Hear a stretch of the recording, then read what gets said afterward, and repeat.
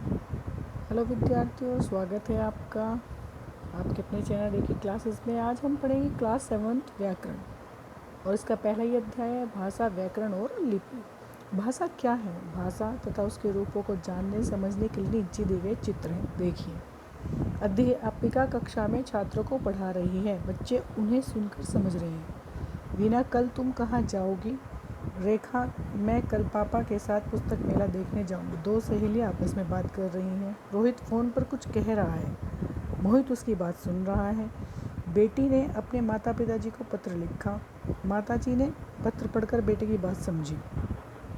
बच्चों, उपरोक्त तथ्यों के आधार पर हम कह सकते हैं कि अपनी बात को बोलकर प्रकट करने, सुनकर दूसरे की बात समझने, लिखकर अपने मन के भाव व्यक्त करने तथा लिखे गए विचारों को पढ़कर समझने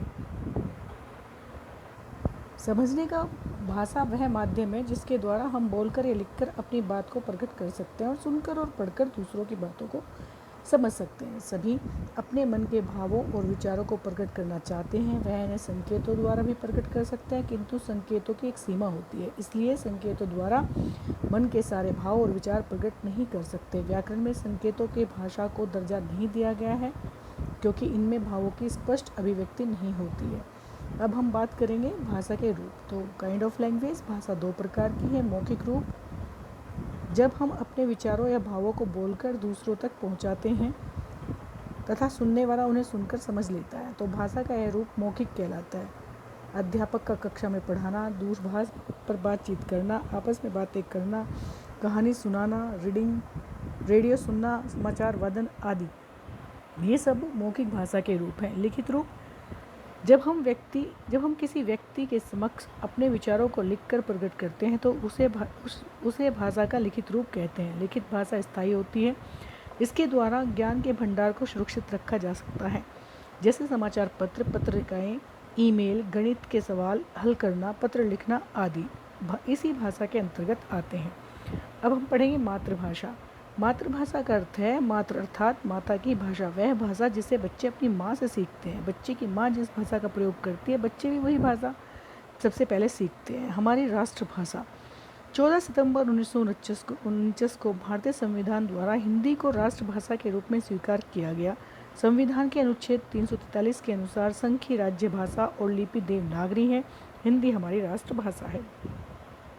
अन्य भारतीय भाषाएं, भारत के संविधान द्वारा 22 भाषाओं को मान्यता दी गई हैं। ये भाषाएं हैं हिंदी, पंजाबी, उर्दू, डोगरी, कश्मीरी, मराठी, कोंकणी, गुजराती, उड़िया, बांग्ला, असमिया, मलयालम, कन्नड़, तेलुगु, तमिल, बोडो, संथाली, नेपाली, मैथिली, सिंधी, संस्कृत और मणिपुरी।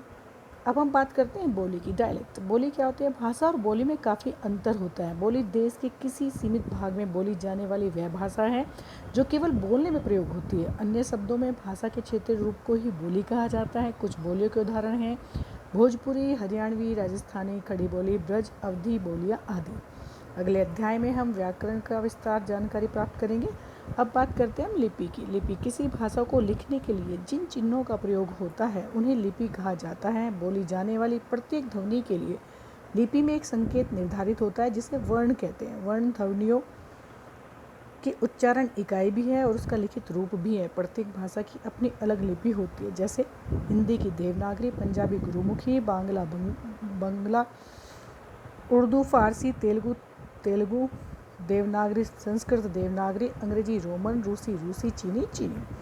अब हम बात करते हैं ग्रामर यानी कि व्याकरण। भाषा और व्याकरण का परस्पर घनिष्ठ संबंध है। पहले भाषा बनती है, बाद में उसका व्याकरण। भाषा के प्रयोग के लिए कई बार नए नियम बनाने पड़ते हैं। इन नियमों से भाषा में शुद्धता आती है।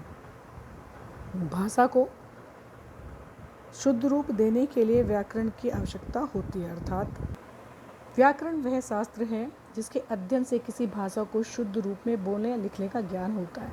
व्याकरण शब्द 3 शब्दों को जोड़कर बना है, वी प्लस आ प्लस करण, जिसके शब्दों की व्युत्पत्ति होती है, वह व्याकरण है। यह व्याकरण का शाब्दिक अर्थ है। व्याकरण का दूसरा नाम शब्दानुशासन भी है।